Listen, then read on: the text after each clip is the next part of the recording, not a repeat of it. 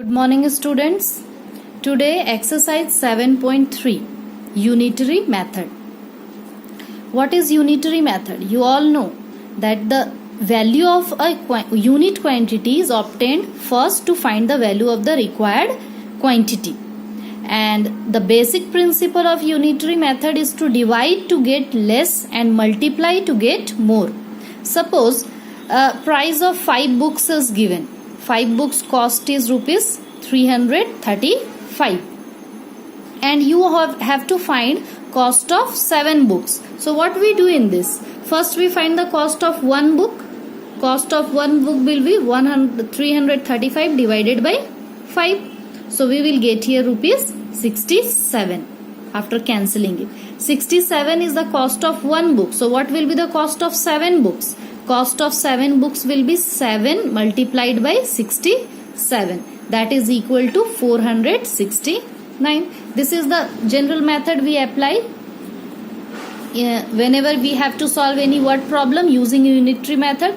To find out the one quantity, we need to divide, and you have to find many quantity, then we will multiply. So unitary method is divided into two parts, that is first is direct variation and the another is inverse variation. In direct variation, two quantities are said to be in direct if increase or decrease in one quantity cause a corresponding increase or decrease in the other quantity. Suppose 5 pencils cost rupees 20. Cost of 5 pencil is rupees 20. Then what will be the cost of 10 pencil? Tell me. 5 pencil cost rupees 20. Then 10 pencil cost rupees what? 40.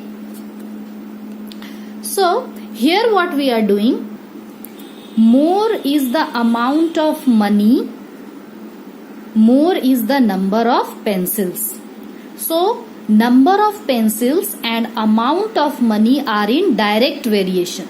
Means if this quantity and this quantity both is increasing, if cost is increasing, the number of pencil will increase. Number of pencil will increase, then cost will also increase. Such kind of variation is called direct variation, and we use division to find the value of unit quantity, means one quantity. In direct variation, always divide to find out the unit quantity. Suppose 5 pencil cost rupees 20 and you have to find the cost of 10 pencil. So first of all we will find out the cost of one pencil. What will be the cost of one pencil? 20 divided by 5. So 2 4s are 20. So 4 is the cost of one pencil. So what will be the cost of 10 pencil? 10 into 4, that is equal to 40. So in direct variation, to find out the unit quantity we divide. But in inverse variation, what happens? To find out the unit quantity, we multiply. Okay.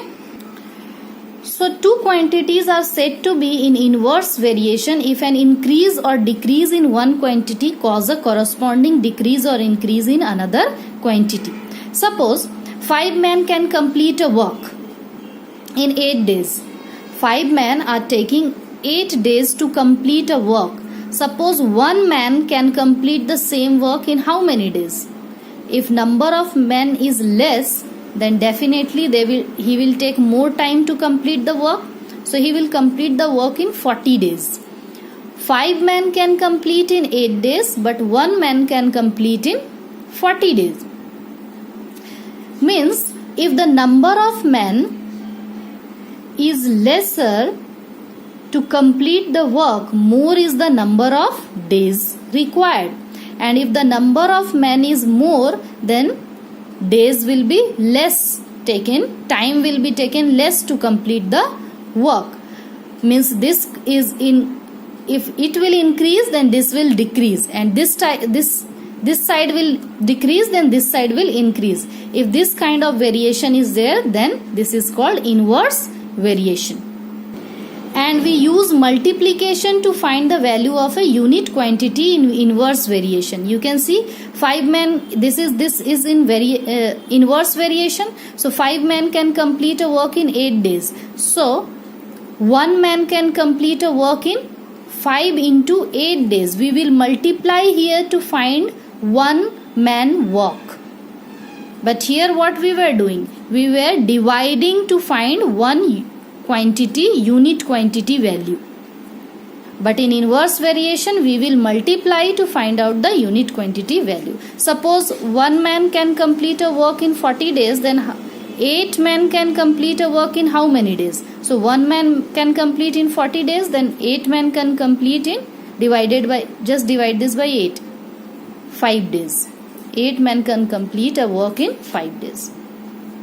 Understood what is direct variation and inverse variation? Now let's start exercise 7.3, question number 1. A car uses 30 liter of petrol to cover a distance of 375 km. How many liter will be needed to cover a distance of 1200 km? Means petrol, first of all find out it is in direct variation or in inverse variation. If petrol will increase, then the distance can also be covered more. Means if petrol is more, distance will also be more. And if petrol is less, then the distance will also be covered less. So this is in direct variation because both the quantity is increasing or decreasing together.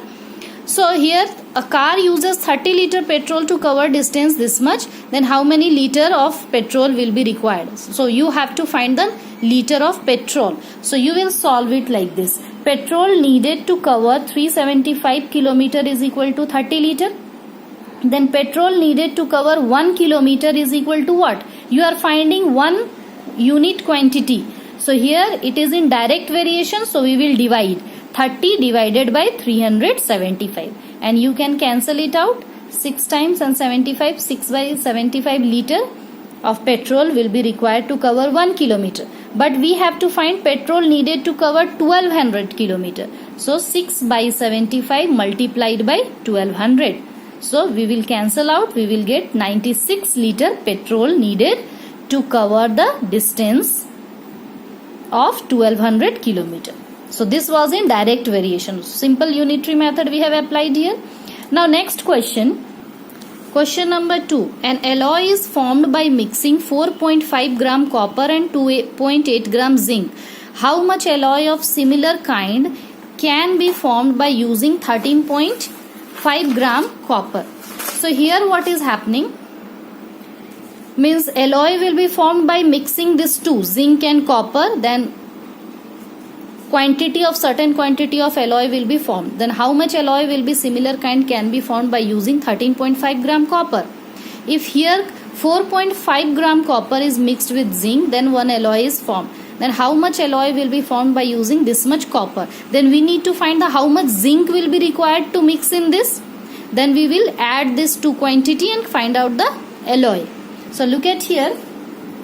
First of all, this question is in direct or inverse variation. Find it out. So this question is in direct variation because more copper and zinc will be mixed, then more alloy will be formed. And if less copper and zinc will be mixed, then less alloy will be formed. Simple, it is direct. So zinc required for making an alloy of mixing 4.5 gram of copper is equal to 2.8 gram. That is given in question. So zinc required for making an alloy by mixing 1 gram copper will be equal to, we will divide to find out the unit quantity. So 2.8 divided by 4.5. If you will remove the decimal, 110 will come. 0 will get cancelled. 28 by 45. Now zinc required for making an alloy by mixing 13.5 gram copper. Zinc, first of all we are finding out the zinc. How much zinc will be required? Okay. So 13.5 gram copper. So 28 by 45 into this multiplied by 13.5. Okay. So if you will get cancel, it will get cancelled, then the answer will be 8.4 gram. Zinc will be required. Now 8.4 gram zinc and 13.5 gram copper will make an alloy of similar kind. Alloy of similar kind will be this plus this, that is 21.9 gram. Okay. So this was in direct variation. Now question number 3. In a summer camp, there was provision for soaps for 45 students for 30 days.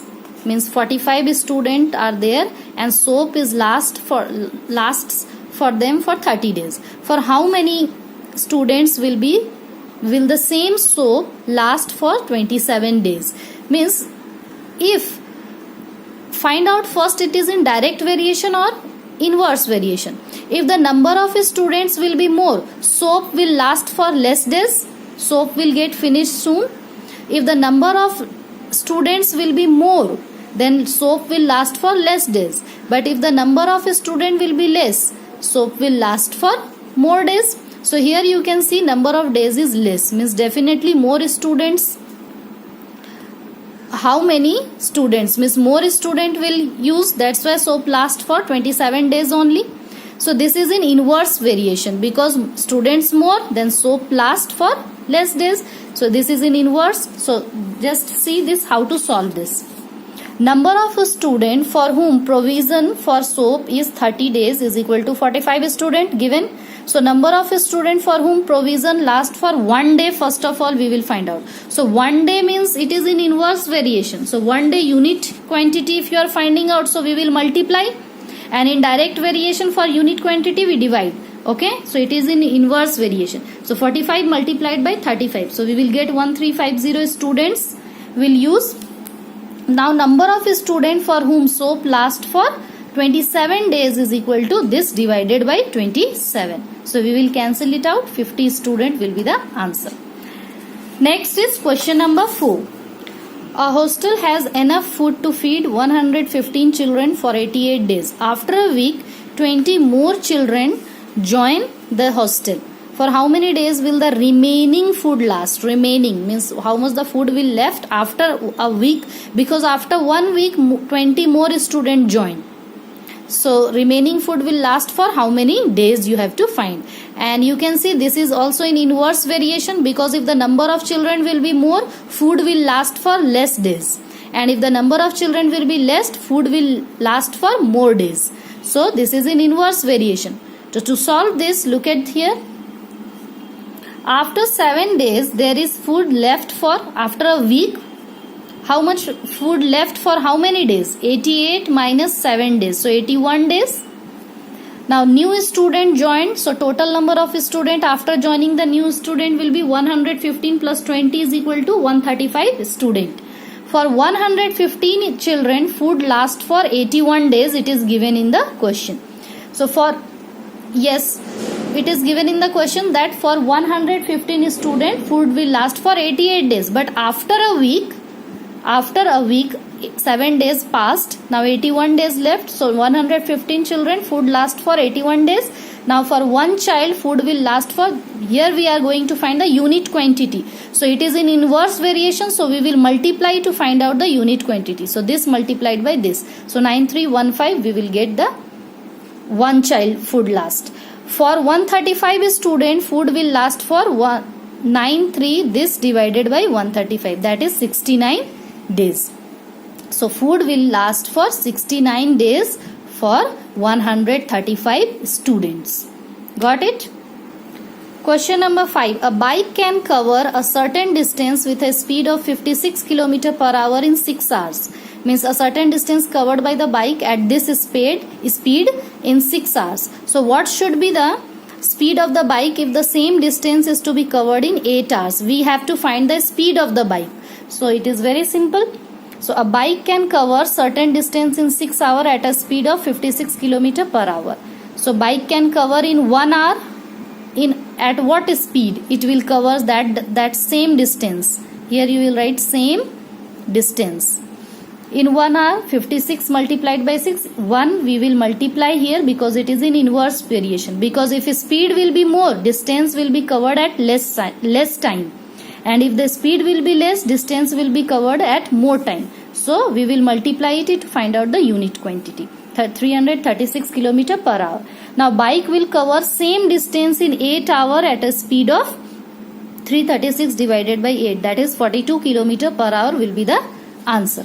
Okay students, up to 1 to 5 I have explained you. Question number 6, 7, 8, 9 you have to try by yourself. Any doubt you can ask me in the group.